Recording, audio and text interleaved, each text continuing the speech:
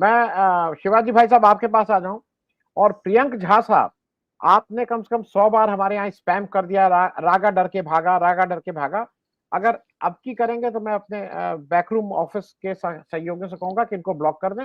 आप स्पैम मत करिए, आप मेरे डिस्कशन को खराब मत करिए, मेरा आपसे आग्रह है। रागा डर के भाग गया, ठीक बात है, लेकिन आप इसको स्पैम मत करिए। शिवाजी भाई साहब, एक और तथ्य ये है कि अगर राहुल गांधी अमेठी से लड़ते तो उनको अमेठी के विकास की बात करनी ही पड़ती।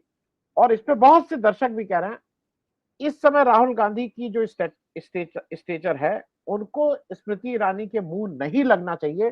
क्योंकि स्मृति ईरानी जी जब पार्लियामेंट में कहती हैं कि वो मेरे तरफ फ्लाइंग किस कर रहे थे, तो वो क्या क्या नहीं आरोप लगाने लगेंगी, ये भगवानी मालिक है। तो एक मैं खराब उदाहरण नहीं दे रहा हूं, क्योंकि कहा जाता है डोंट फाइट, और उसके बाद किसी उसका नाम लिया जाता है, तो नाम लेना उचित नहीं है किसी भी महिला के लिए। लेकिन ये उचित था कि अगर कोई सामने बहुत हो और आपके पास बेहतर ऑप्शन अवेलेबल हो तो वहां जाके लड़ना। इस स्ट्रेटेजी के हिसाब से शिवाजी भाई साहब, आप देवरिया में बैठे हैं, क्या राहुल गांधी के इलेक्शन लड़ने से देवरिया के इंडिया अलायंस पे भी फर्क पड़ेगा, या ये लोकलाइज्ड है सर? शिवाजी भाई साहब। जी भाई साहब नमस्कार, और सभी पैनल के वरिष्ठ साथियों को नमस्कार। ये बहुत बड़ी रणनीति रही है कि राहुल गांधी को अमेठी से लड़ाया गया है और लड़े हैं। और स्मृति ईरानी का कद तो देश की मीडिया ने बढ़ाया है, जो कारपोरेट मीडिया है।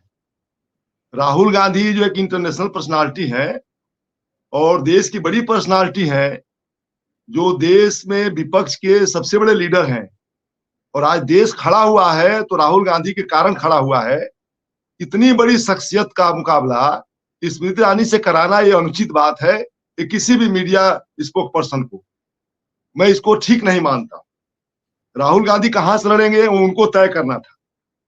आपको याद होगा जब 2099 में सोनिया गांधी बेलारी और यहाँ से लड़ी थी अमेठी से, तो 99 में वो बेलारी भी जीत गई और अमेठी भी जीत गई। अमेठी और बेलारी में झगड़ा चल रहा था कि इस्तीफा कहां से देंगी, और अमेठी के लोग कह रहे थे बेलारी में रहेंगी कि यहाँ रहेंगी। एक विवाद था उस दौर का। उन्होंने बेलारी से इस्तीफा देकर यहाँ आकर के यहीं से सांसद रही। और सुषमा स्वराज को अटल बिहारी वाजपेयी जी ने बेलारी भेजा था लड़ने के लिए। सोनिया के मुकाबले वहां उनको कैंडिडेट लड़ाना चाहिए था। कोई कैंडिडेट लड़ता क्या फर्क पड़ता है, सांसद तो सांसद होता है। लेकिन सुषमा स्वराज को भेजा गया बेलारी लड़ने के लिए, और सुषमा स्वराज हार गई थी। स्मृति ईरानी को एक स्ट्रेटजी के तहत अमेठी भेजा गया कि राहुल गांधी के खिलाफ लड़ाया जाए उनको, और रणगोपुतो जो गांव में होता है उस तरह वो करने के लिए जो स्मृति ईरानी माने बहुत काबिल इस मामले में।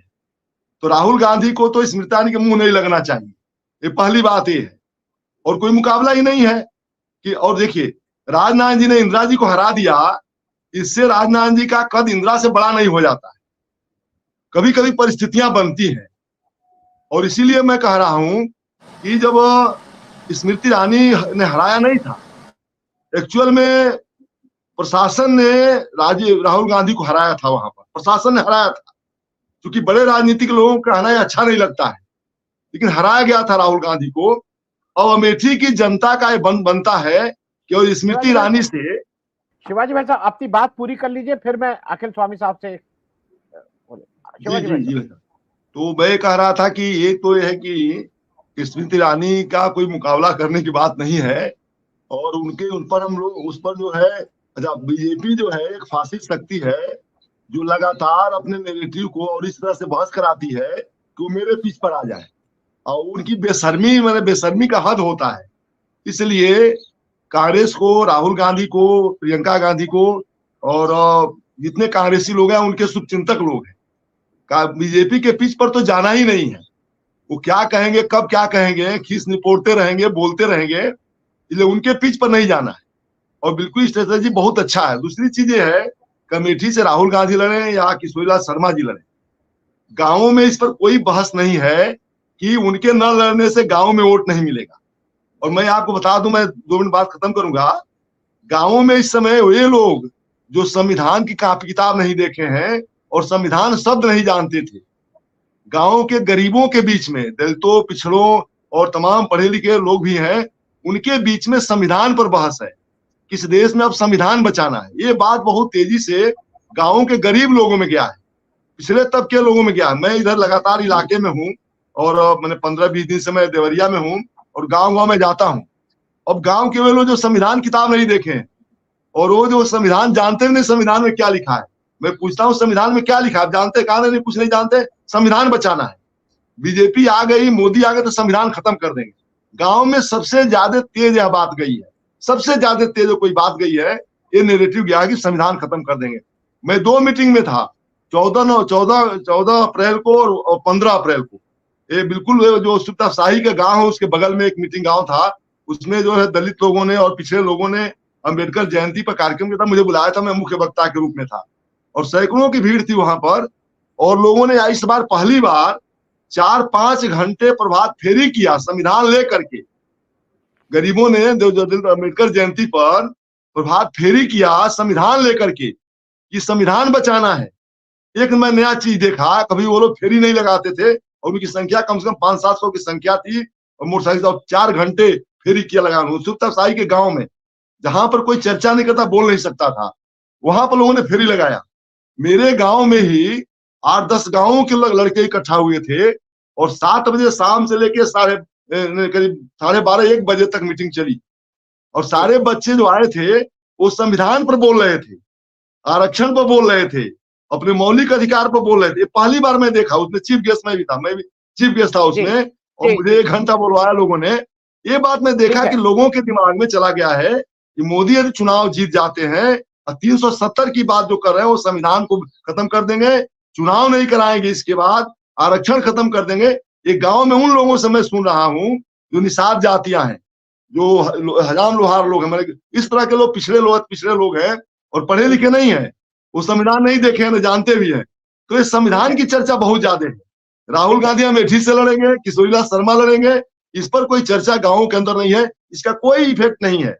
बहुत तेजी से एक हवा है गांवों तक पहुंचा है कि नहीं, ये बीजेपी जो है और मोदी देश के लिए नुकसान किए हुए हैं, सभी तबके में है, यूथ के अंदर बहुत ज्यादा है। मैं लगातार 20-25 दिन हो गया, मुझे 20 दिन हो गया है और हर गांव में जी भाई साहब जी भाई साहब, मैं एक प्रश्न मेरा, आप अपनी बात कहिएगा। ये एक मनोज कुमार पांडे हैं, पंडित जी हैं, उनका क्या होगा? मतलब वो चीफ विप थे समाजवादी पार्टी के, अच्छे खासे थे, उनको बरगला के ले गए कि चलो चलो चलो तुम्हें लड़ाएंगे इलेक्शन, उनका क्या होगा? दिनेश सिंह को हरवाएंगे, वो दिनेश सिंह को हरवाएंगे। हाँ हाँ, मतलब उनके साथ तो धोखा हो गया एक तरह से। हाँ जी, अमेठी में जो IIIT थी वो जो है इन्होंने बंद करा दिया और IIIT भी इलाहाबाद शिफ्ट हो गया। अमेठी में था पहले से, और बहुत सारे कई इंस्टीट्यूट बंद करा दिया और एक इंडस्ट्री थी उसको जो है नीलाम करवा दिया अमेठी में, ये जो है स्मृति ईरानी ने। मैं ये कह रहा था कि अमेठी के लोगों का जो 5 सालों से पश्चाताप रहा है, वो पश्चाताप उनका और जो उनको दुख रहा है, कष्ट रहा है राहुल गांधी के हराने का, अमेठी के लोगों से देखते मैं बहुत सारे लोग जानता हूं जो राजीव गांधी के जमाने में वो परिवार, एक दुबे जी का परिवार है, वो प्रधान रहे, बहुत ताकतवर आदमी, बेलखरी गांव के रहने वाले वाकई, वो लगातार रहे हैं। एक अमरनाथ दुबे थे, पूरा जीवन समर्पित किया था। हमारे मित्र लोग, बहुत सारे मित्र लोग वहां पर है। संजय कुमार है जो जोगिंदर यादव जुड़े हुए, लगातार मैं जाता रहा अमेठी में, 30 सालों से मैं अमेठी में जाता रहा हूँ, गाँव में जाता रहा हूँ। अमेठी जैसे इलाके को और रायबरेली जैसे इलाके को जो गांधी नेहरू परिवार नहीं होता तो इलाका हमेशा उजाड़ रहता। वहां की जो अमेठी की जो जमीन है, ऊसर जमीन को के लिए राजीव गांधी ने कानून बनवाया था। ऊसर भूमि सुधार कानून जो है राजीव गांधी ने बनवाया और उसके लिए ऊसर भूमि सुधार के लिए उन्होंने अमेठी के वो भूमि सुधार करवाया, सबसे ज्यादा उसमें बजट खर्च हुआ था। मैं तो अमेठी के लोगों से कहता रहा हमेशा कि देवरिया और तमाम जगह का हिस्सा आप अमेठी और रायबरेली में ले लिया आप लोगों ने, कांग्रेस के नेहरू परिवार ने आपको दे दिया, तो आप लोग बेईमानी हम लोग के साथ किए हैं। लेकिन सवाल है कि स्मृति सवाल नहीं है, अमेठी के लोगों का सवाल है, उनके सामने सवाल है कि स्मृति ईरानी को जवाब कैसे देंगे।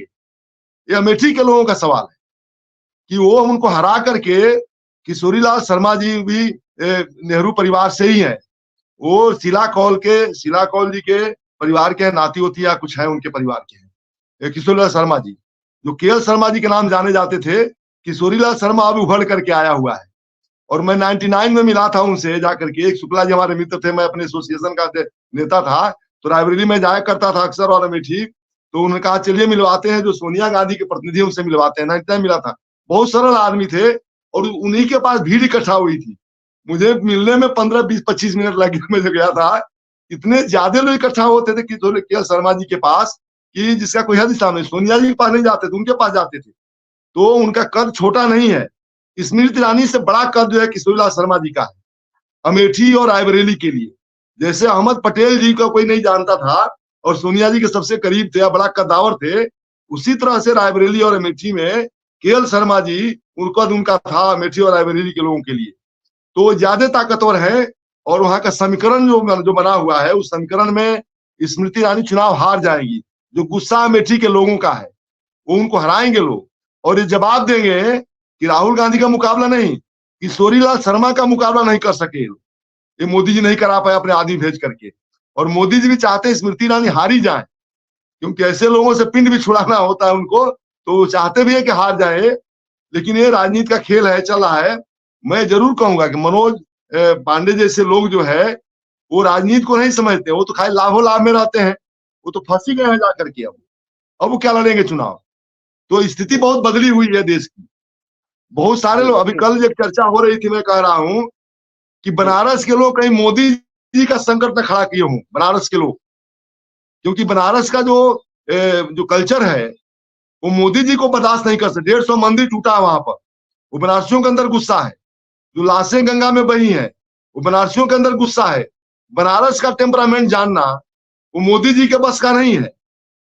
हो सकता है मोदी जी बनारस में हार जाएं, क्योंकि अगल बगल की जो सीटें हैं, लालगंज, गाजीपुर, आजमगढ़, मऊ, बलिया, देवरिया, ये सारी सीटें, अम्बेडकर नगर, ये सारी सीटें, और जौनपुर, मछली शहर, ये सारी सीटें हारने जा रहे हैं। जब ये सारी सीटें हारेंगे तो मोदी जी का नैरेटिव भी वहां गायब हो जाएगा। बनारस के लोग लगता है कि वो ठगे गए हैं, और ठगे गए हैं। और बनारस का जो नाश हुआ है, जिस तरह विनाश हुआ है, बनारस जिस तरह बदनाम हुआ है, वो बदनामी का जो है मामला चुकाएगा। क्योंकि जो संकट मोचन मंदिर के जो मिश्रा जी हैं, जो प्रोफेसर हैं बीएचयू में, उन्होंने बहुत पहले से अभियान छेड़ा। इन्वायरमेंटल साइंस के प्रोफेसर हैं वो, और संकट मोचन के महंत हैं।